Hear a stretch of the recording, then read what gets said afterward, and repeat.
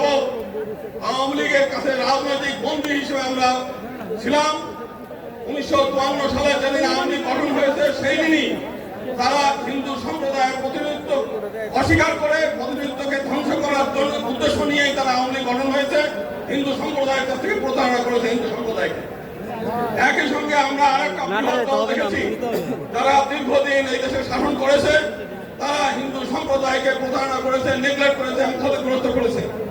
2001 সালে আমরা দেখেছি বিএনপি ক্ষমতায় আসার পরে ভোলার কর্পোরেশন শুধু একটা উপজেলায় 200 জন হিন্দু নারীকে ধর্ষণ করেছে, তারা সেটা বিচার করে নাই। এই 2 দিন আগেও পার্বত্য চট্টগ্রাম আমরা দেখেছি একজন আদিবাসী নারীকে কিশোরীকে 4 জন বিএনপি কর্মী দ্বারা ধর্ষিত হয়েছে। আজকে সারা বাংলাদেশে চাঁদাবাজি, সন্ত্রাস, টেন্ডারবাজি এইগুলো একের পর এক চলছে।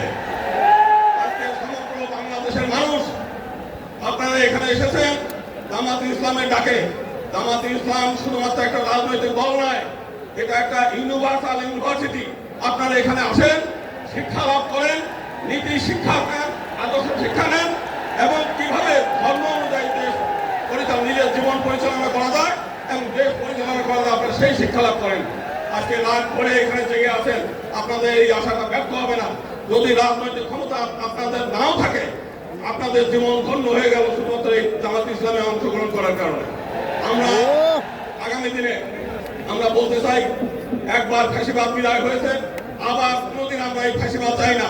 এখানে জুলাই আন্দোলনের শহীদ পরিবারের সদস্যরা আছে, যদি আবারও এই দেশে পিআর সিস্টেম ছাড়া যদি নির্বাচন হয়, আবার ফাঁসিবাদ আসবে, আবার আপনাদেরকে এই ফাঁসিবাদ সরানোর জন্য আবার জীবন দিতে হবে, রক্ত দিতে হবে।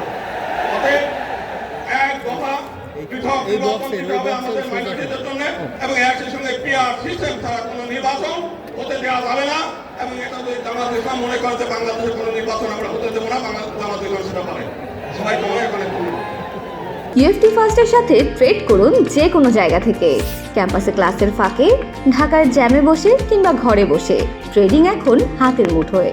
তাই ট্রেড করুন যখন খুশি, যেখানে খুশি।